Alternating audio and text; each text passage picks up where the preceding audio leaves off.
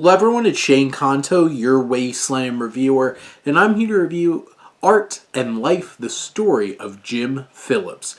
And this is directed by John Makins and focuses on the story of Jim Phillips, who embarks on an epic ride, the genius behind skateboarding and rock culture's electrifying art.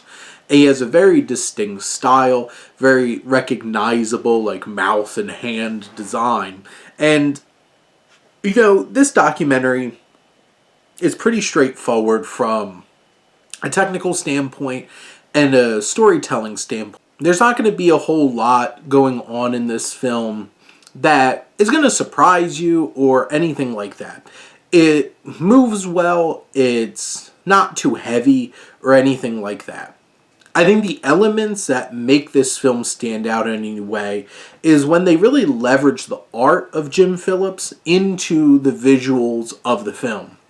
You see his art come to life in this like motion art form, and it really gives you some perspective on his art and how creative it was, and those are the elements that really stand out from a filmmaking standpoint.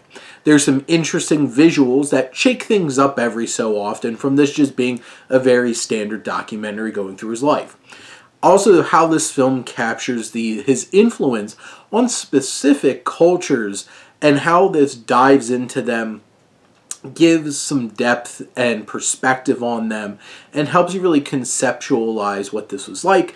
I think that goes a long way in terms of adding depth and scale to his story in a very meaningful way. And, you get a lot of Jim Phillips' personality. You hear from him. He's not exactly like the most dynamic or interesting of people from that standpoint.